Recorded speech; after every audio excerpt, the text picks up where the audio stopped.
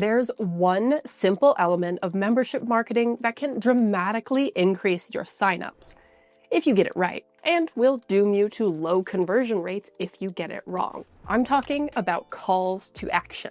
Most membership owners obsess over pricing, page design, or funnels, which are all good things to obsess over, don't get me wrong. But if you're neglecting your CTAs, you're leaving money on the table and losing potential members. In this video, I'll show you the 3 things to fix so your CTAs actually convert, what they lead to, how you say them, and where you put them. Each one makes a measurable difference in how many people actually click, sign up, or even notice your membership in the first place. Let's get started with what your CTA leads to, because so many people get this wrong. A strong call to action starts with a strong offer. Too many membership owners jump straight into the big ask.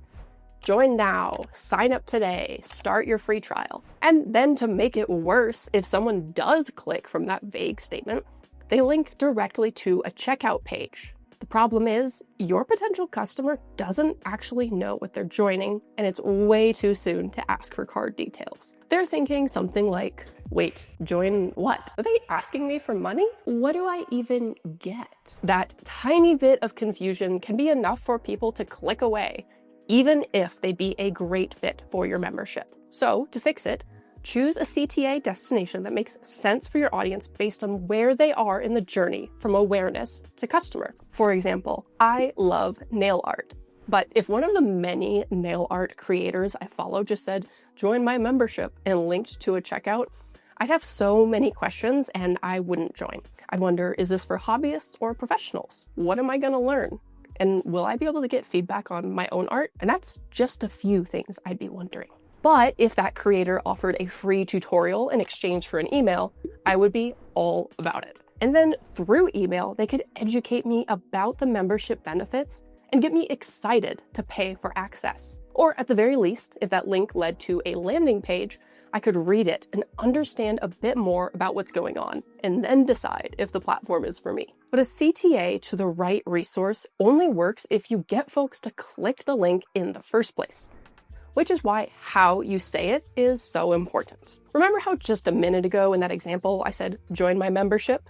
Please do not do that, because your CTA isn't about you. It's about the customer. And every time you want to make a call to action, I want you to imagine your ideal customer asking, what's in it for me? So for this hypothetical nail art creator, I'd want to see a CTA along the lines of learn manicure techniques or get a free lesson on perfect cuticle care. When you focus your CTA on a specific outcome, it immediately feels more valuable and relevant. And it shifts the message from do something for me to I have this amazing value for you. If you struggle with feeling pushy when it comes to making sales, pointing to a specific outcome is how you fix it. You don't have to shout, buy now, join today.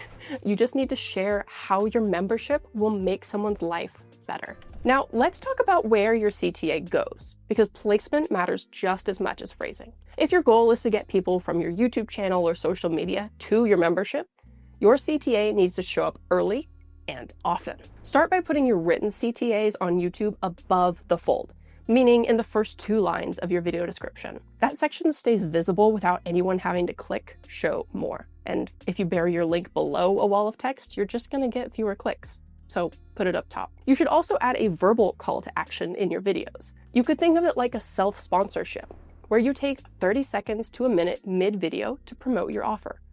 Or if your content shouldn't be interrupted like a yoga class or meditation, your verbal CTA can go in your closing remarks. On other platforms like Instagram, your CTA needs to fit the format of the post. So if it's a reel like a talking head, say your CTA out loud and include it in the caption. If it's a carousel, make your final slide the call to action, because that's your chance to tell people what to do while they're still engaged. And if it's a story, don't overthink it.